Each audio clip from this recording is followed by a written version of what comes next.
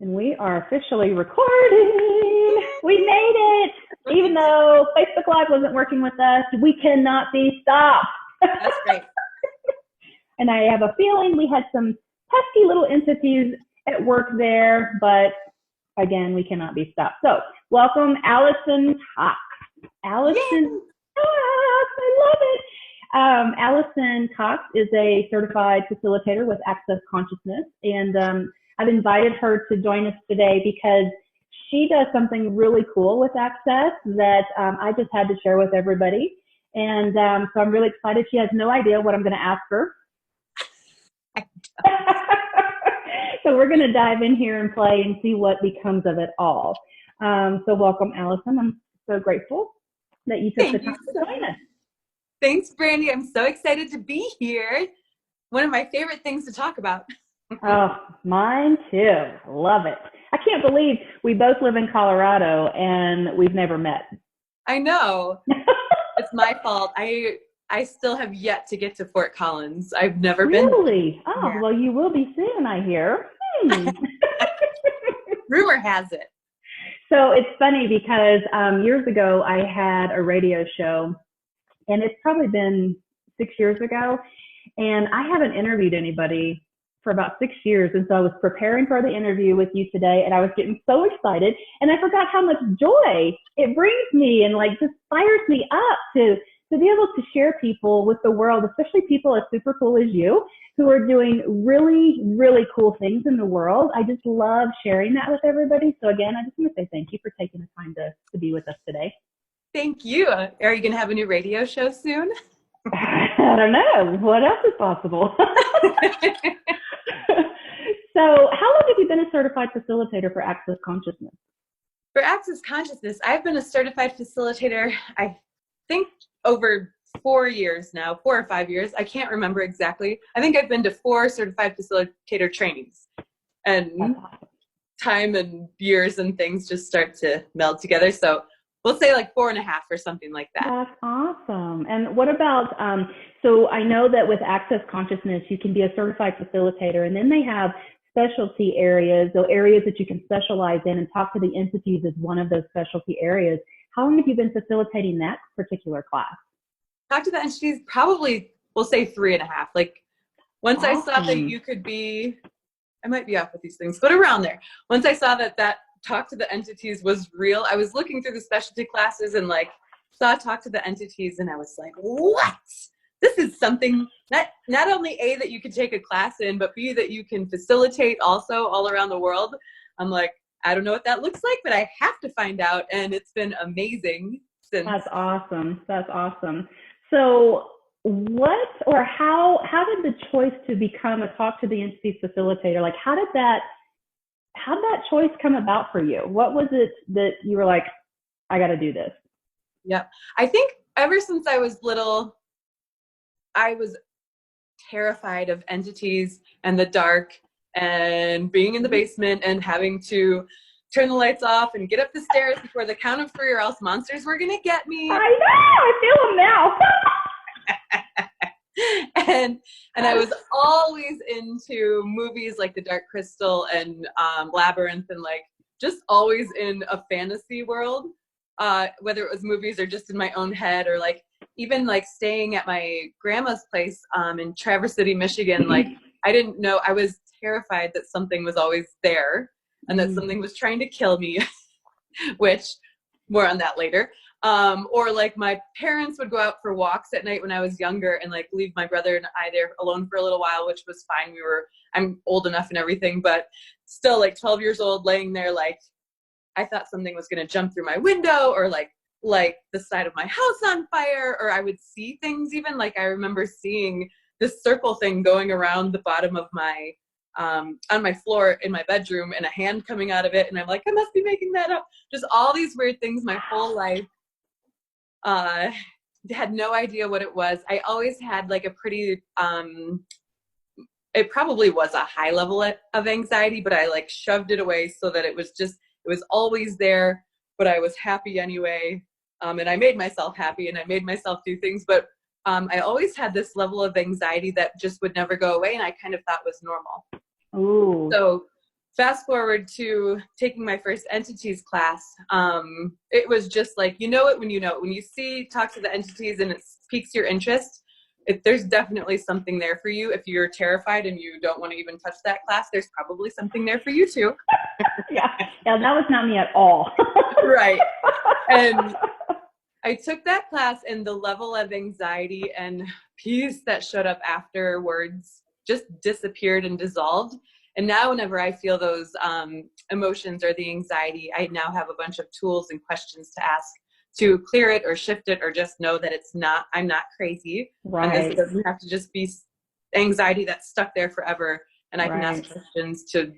Yeah. And, and it's interesting to listen to you describe your childhood, because I'm totally thinking about my daughter and myself even, and how aware were you of entity presence, but not understanding what you were perceiving at that time. And so it's like you just not understanding what you're perceiving and not knowing can sometimes be the scariest thing, right?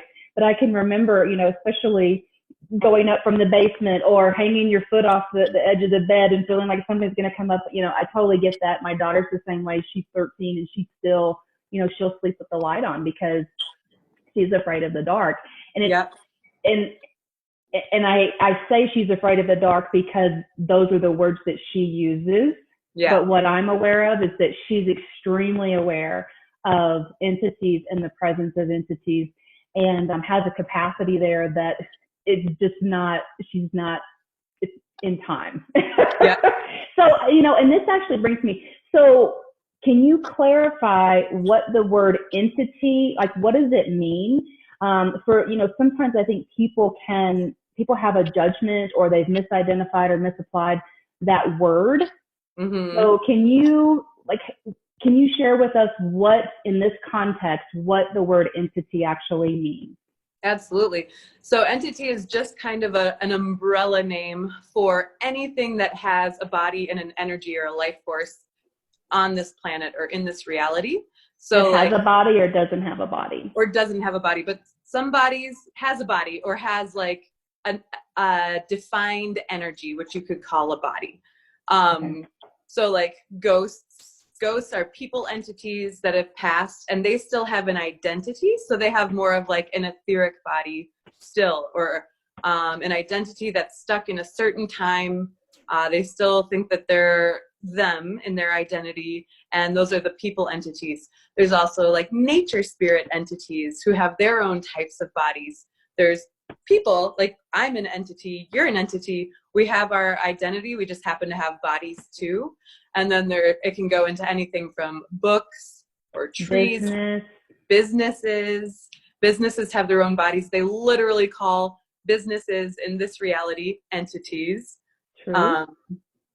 So it's interesting how much, if you think of just the word entity in this reality, and how much fear and judgment and everything is around that. And so what could you say to those people who might have some of that going on, to kind of put some of that fear to rest, if you will? Yep. It totally depends on the person, but, nothing has more power than you. No entity, no person, nothing has more power than you. And if you're willing to just lower your barriers and relax and just ask questions of what really is going on, like, is it just an entity that was trying to talk to you? Are you just aware of your neighbor's thoughts, feelings, and emotions? Everyone has the capacity to be aware of everyone else's brain and monkey mind matter. However you say it. I love it. Monkey mind matter. Yeah, monkey mind matter. And so same with entities. You have the capacity to be aware of all energies around you, whether you can see them or not. And when you have barriers up or you're not willing to receive that, it can give you fear, anxiety, doubt, all kinds of things. So just knowing that none of that stuff has more power than you, even if it's telling you it does, it doesn't. Yeah. Cool. A lot of go ahead. No, go ahead. I was going to say I don't even know, a very large percentage of where we get our fear and doubt and all of that stuff around entities is from movies or from that we just pick up from our parents, even psychically. Right. Like, when you're born, you're like, oh my gosh, ghosts. When you're a baby, babies and animals can just deal with entities, no problem. They're like, okay, there's things around. I know, like there's totally no fear. And I don't know if you saw, but I posted this video on Facebook the other day. It was a little girl. Did you see this video? I did see that. Oh, it was so amazing. This little girl, she's at the cemetery with her mother, and this little girl is probably, I would say, 2 or under. So she's very small, and they're visiting the mother's grave. So the grandmother of the little girl.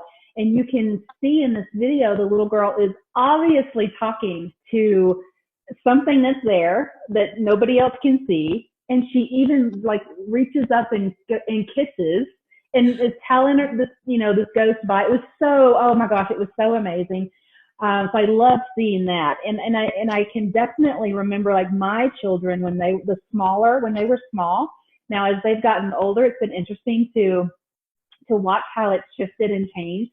But my son used to see ghosts. My daughter used to see ghosts. And we would have conversations. And I really wanted to make sure there wasn't any fear around any of it. My daughter still struggles a little bit with that fear of it, but it's amazing. And so one of the questions I wanted to ask you, you've been doing this work for a while. How would you describe the difference between working with an entity and working with a person who actually, like a person who has a body? Person who has a body. There's not a whole lot of difference when it just depends on the entity. And so every single person you meet that has a body, the only big difference is entities can't move things. You can't hold hands. They don't have our 5 senses with a body. That's one of the biggest differences between a ghost and someone with a body. But otherwise, when you die, usually not much changes. If you were pushy when you were alive, you're going to be pushy when you're dead. If you were really nice and sweet when you were alive, you're going to be probably really nice and sweet when you're dead. If you were an asshole, you're going to be an asshole when you're dead. So it's not like once you become a ghost, you become this amazing being that knows all and knows more than everybody else, and you are now the perfect chosen one.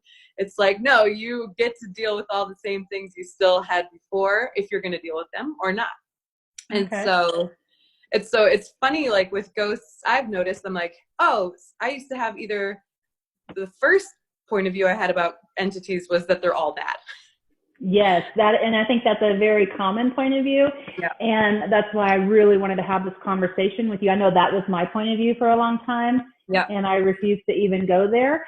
And so I know that I'm not the only one, and you know that. And so I really, I feel like this conversation can be such a contribution to so many people. Totally. And the more you ask questions, so even as you get a little bit more advanced, like once you get rid of the fear, then you can start actually playing and working with entities. But even now, I'll catch myself, like I'll perceive an energy around or an entity around, and it will not match anything I'm used to. And so I'll automatically think that it's bad, and I'll try to put my barriers up to that thing. Sure. But if I just relax, lower my barriers and ask, okay, is this entity actually a contribution? Is it going to evolve or devolve my life and my future? Great question. Yeah, sometimes I'll get involved and I'll be like, oh, sorry about that. My bad. I thought you were scary, terrible, trying to hurt me being, when in actuality, they just wanted to contribute to what I've been asking for. That's awesome. That's awesome. So what are some of the most common ways like that entities try to get our attention? The most common ways, so they will, electronics.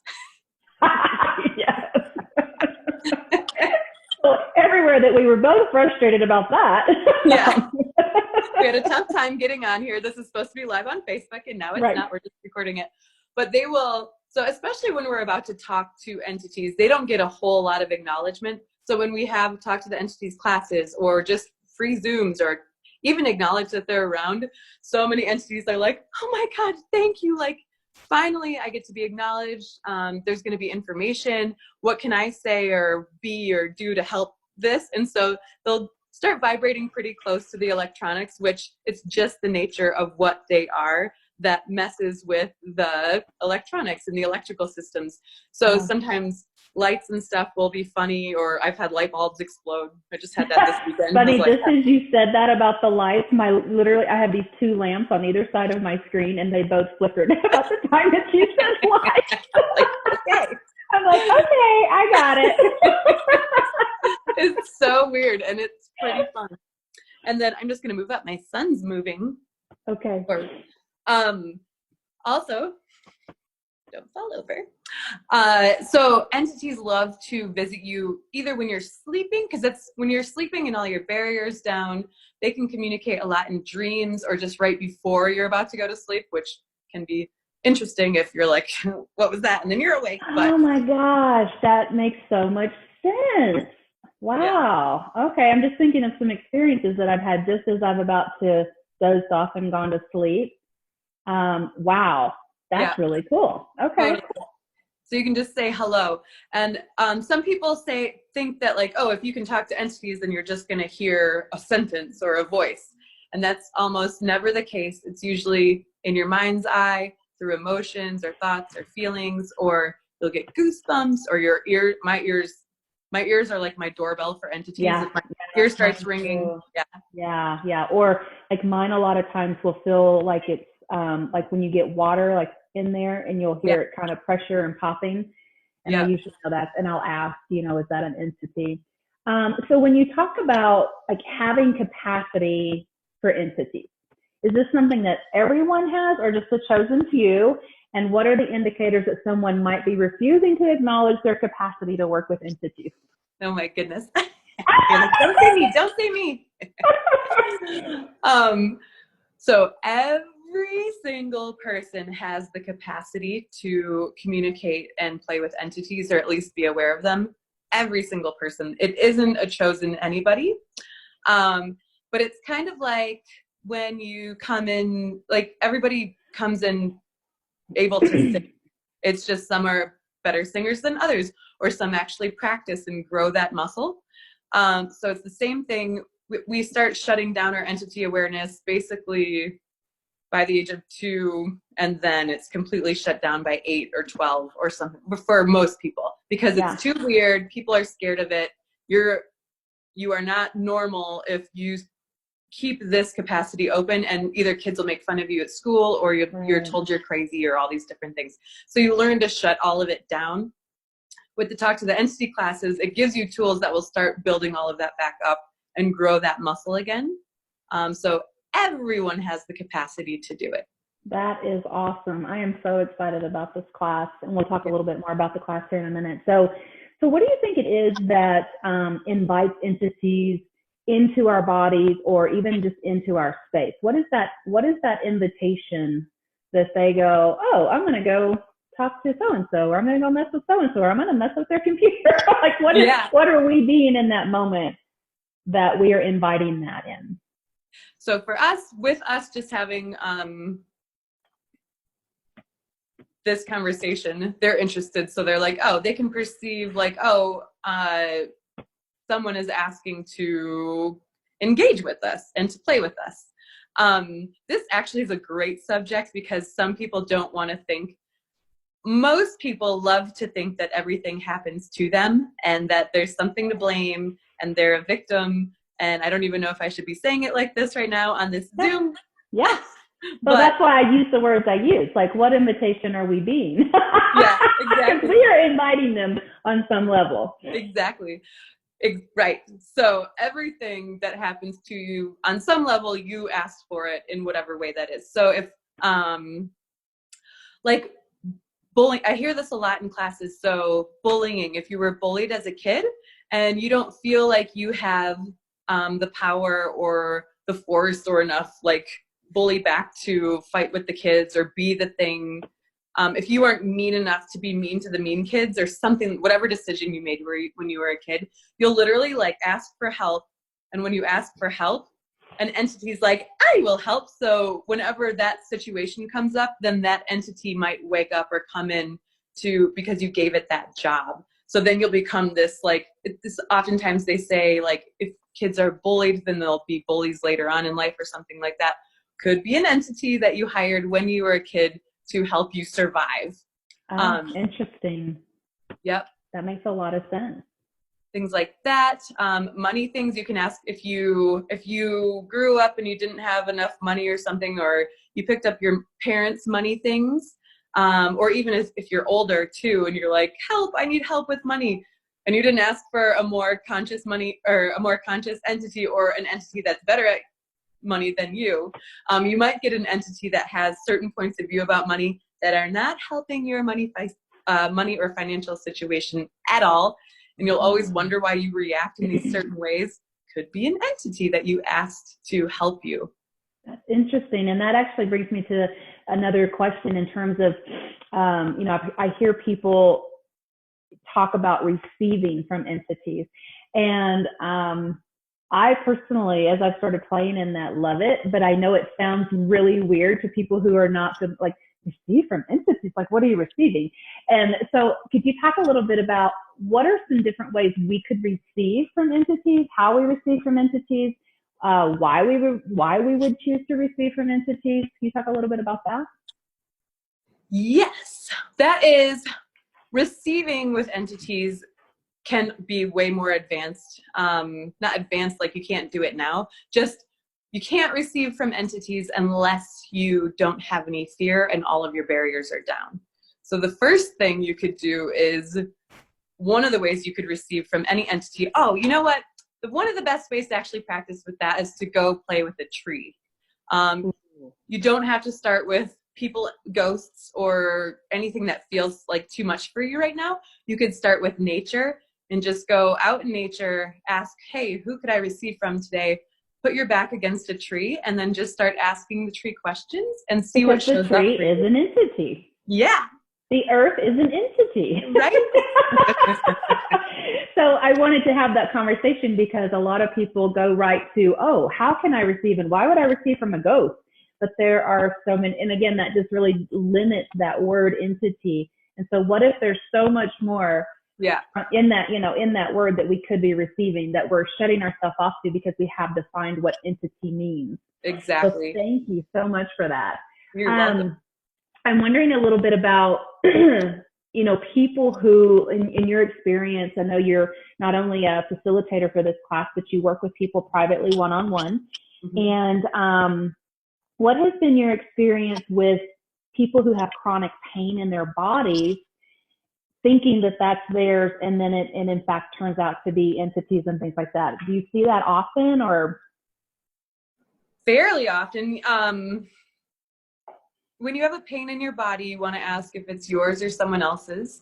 Pain can be a bunch of different things. It might be a potency you're not willing to be yet. So the pain is just your body letting you know, like, hi, it's time to be greater and bigger. And if you're not willing to do that, or you're not willing to acknowledge that you are that powerful or potent, it can start to hurt. The earth can be requiring something of you, and that can hurt. So you want to ask also if that's what's going on too. Does the earth require anything of me? And all you have to do is send it energy. But then there's also entities that either had, like if an entity died with heart problems or knee problems or intestinal stuff or even cancer, if they're trying to get your attention and you're not giving them the acknowledgement that they would like, or you're not willing to be present with them, they can just vibrate closer and closer and closer, or try harder and harder and harder to get your attention. And those pains or those ailments can start to show up in your body too, because your body's like, every single entity has a magnetic imprinting. And when those entities are either around you or stuck to you or actually in you, their magnetic imprinting will start to affect your body too. So you want to ask, okay, is this an entity or something else? Or someone else? Cool. Yeah, I love, and again, it goes back to asking a question, right? Instead of making a conclusion, asking a question, because it might not be an entity, right? Yeah, exactly. I was in London a few years ago, and I went to a Right Body for You class. And on the way there, I remember sitting on a subway. I think I was coming in from metro, or whatever they call it there, the tube. I was on the tube. I think I was on the train, and I remember picking at this thing on my neck, and I was like, oh, wow. And it was like this little growth right here. And I was like, huh. And thought it was mine. I was like, yeah. And I like could remember when I got it and like all these weird things, like it had always been there. It was like a skin tag. And I remember playing with it. And then I'm like, wait a minute. On the train, I'm like, I don't have a skin tag. Like, this isn't mine. And I looked down the train and I could see exactly who I was taking. You don't have to know who it is, but I like could tell who I was like perceiving it from. And so I said, return to sender. Like, that's not mine. I'm acknowledging this. And then it was gone. Wow. Like, completely gone. But I love it. Created that thing in the bus right there. So this is perfect. It leads into my next question, because look how like that was instant. You cleared it instantaneously, right? Yeah. And my next question was going to be, so I, for years, have worked in, spiritual metaphysical community. And so clearing homes and clearing myself and clearing clients and using sage and tobacco from the jungle and Palo Santo and all these different things to clear. So I'm curious if you could share, and you really just did, but we're going to really clarify here, the difference between using these tools of access to clear entities versus using sage and Palo Santo and tobacco and things like that. Yeah. Well, let's just repeat that one. The tool, like just the access tools are just so fast, and it's kind of sad because you don't really need all the other stuff, which the other stuff is just fun, like everything, not allowing it just to be fun and do whatever's fun for you and play with it. But if you add these tools to anything, you can still use the sage, you can still use the tobacco. That sounds so cool. And it smells really good too. You can do whatever you would like to do. It's just, if you add the tools, it's a lot faster. It works. You can tell if it actually cleared or not. Some people do think, and you probably can tell, but some people can't tell them. They're like, well, I just saged all day. Like a bunch of my clients, I'm like, well, did you maybe you want to ask a few more questions. Like, is this entity here for me or someone else? Or like, do they have contracts or all kinds of stuff? But just I always wanted to get into the metaphysical stuff and the sage, and I just never seem to have time. I'm like, I suck. Yeah, and what's really cool, what I love about these tools, which is why I use them so much more when I'm working with people now than anything else that I'm trained to use, is that they do work fast. They're tools that anybody can use. And so let's just use the example of you having this entity, aware of this entity. You're on a bus. You can't just whip out your sage and light it on fire on the bus, right? And you could wait and you could go to a healer, you could go to somebody else who could do it for you, or you could just ask a question and say, and it's gone. Right. So I really love that these tools empower you and empower others to clear things on their own, to communicate with entities on their own, and it's quick and easy. That's what I love about them. Yeah. So kind of getting towards the end, we'll kind of wrap up here, but I'm curious, how has teaching this class, the Talk to the Entities class, how has that changed your life? Oh my gosh. Well, besides that, I talked a little bit about the anxiety at the beginning. That was huge. That changed my life completely. Because I didn't even know, I didn't have any problems when I first started doing these classes, but I also wasn't aware that I had problems. I just covered up the anxiety. I thought that was normal. And so being able to clear all of that and truly enjoying being I go to a lot of different countries, and when you land in different countries, there are all kinds of different entities. There's like a kingdom of entities in an incident. Well, and I have noticed that even being on live streaming classes that are being live streamed in other countries, when I'm still here in my house in the United States, but going into that space energetically, I'm like, wow, so much more entity activity, it seems like. Yep. Even being in a grumpy mood all day and then being able to ask oh, wait, well, I could have asked a question in the morning, but usually it takes me till 8 p.m. and I'm like, wait, I've been grumpy all day. What is this? Is this an entity or something else? And I'll be like, oh, I just need to clear entities. Yeah. They've just been in my space. That's super. And then you're happy afterwards. That's super easy. And what was I going to say? Oh, also being able to perceive the entities that would like to contribute to you and that want to work with you and play with you and help your life get greater has been huge and so fun and like really magical. I don't know what any other word, magical, mystical, like it's That's amazing. so cool. I have had a little taste of that, and I'm really excited to actually like open up even more to that. Yeah. But I love too what you said about the grumpiness. Like I have noticed at times when I'm a pretty happy person, Yeah. and sometimes I'll just feel like I'm just not myself, a little cranky, a little more on edge. That's really not normal at all for me. And I've gotten, now that I've been working with the entities a little bit more, I have enough awareness to ask. Yes. And it's like shocking.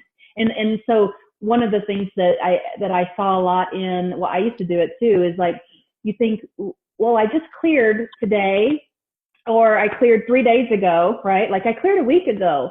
So, everything should be fine. It shouldn't have any entities.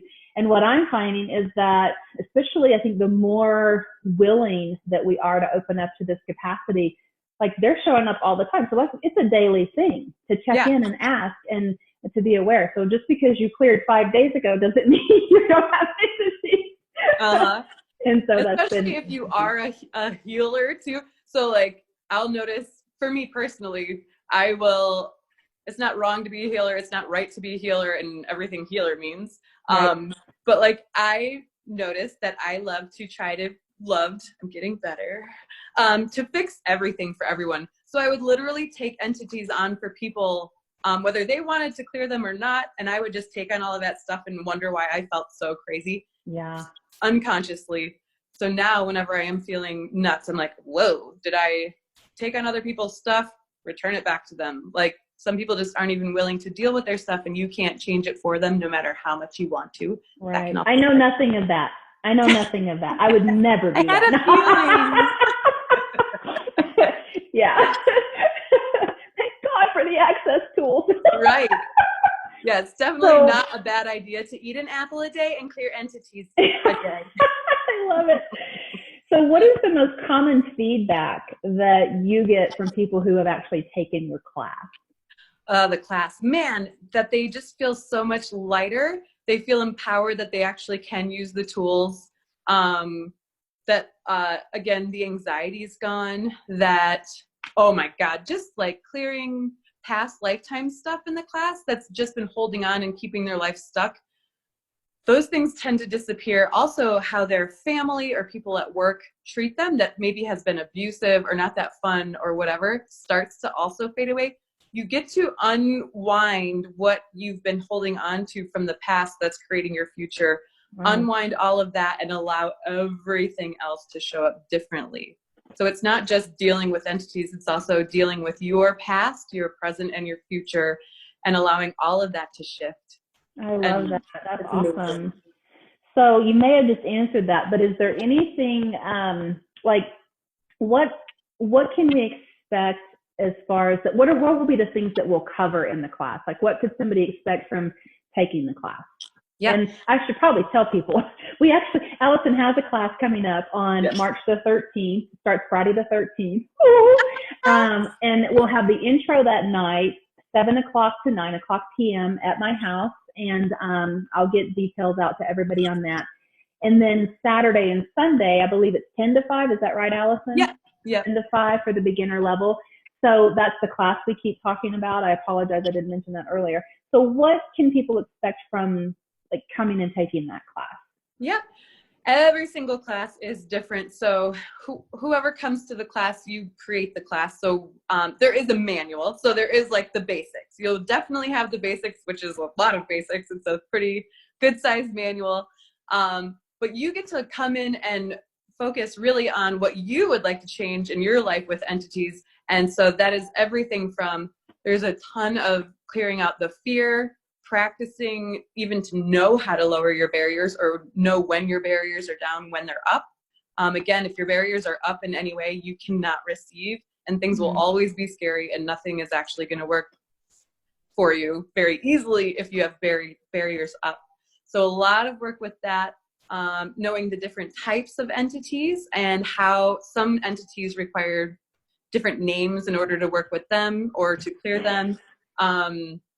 different, how to know when entities are around, what does your body say, different like things like that. And also, oh my God, so many things, like things that people think are problems, like if someone's psychically attacking you, or ancient things like black magic, really unraveling the lies around all of psychic attacks, black magic, things like that, and allowing more ease with all of those things. It's just all over the board. Yeah. I love it. I love it. You know, I think on some level, like you hear, I know, so I grew up in the South, and my grandfather was a Southern Baptist preacher. So there was a lot of talk around evil and demons, and so there was a lot of fear that I know I bought into around all of this stuff. So when you say these things like black magic and, you know, psychic attacks, and it's just, I love that you are going to be sharing tools with people who no longer want to be imprisoned by that fear, who are like ready to choose more and to be like, I'm fucking more powerful than any of that. Yep. It's like, true. And it is so true. Part of it. Excuse my language. Not really sorry, but not sorry. So anyway, so are there any, I know, but let's share for everybody else, the prerequisites for this class. Prerequisites for the class. So just for the introduction class, there are no prerequisites. If you just want to dip your toe in and come on Friday evening, there are no prerequisites for the intro class. If you'd like to take the full class, I highly suggest it. It's amazing. Then you have to take a bars class and the introduction class before. If you don't have a bars class, it's a lot for your brain. And I know you have one or two. So I'm actually teaching a bars class that day, Friday, during the day, 10 to 6, before we do the intro. Yay. So if there are people, I know, if there are people who are interested in taking the entities class Saturday, Sunday, and you need to get that prerequisite, join us Friday, and I'll get registration links sent out for both my bars class, Alison's intro, and the entities class for Saturday and Sunday. So you can look at that, register, whatever you need to do. But yeah, so we have everything available that day for you to join us, because it's gonna be so fun. All right. Cool. I know, me too. Thank you again so much for doing this. And gosh, what else is possible now? What else is possible now? Thank you so much for having me on here. You're welcome, sweetheart. So I will, so I'll see you soon then. See you soon. See you next month. Next month.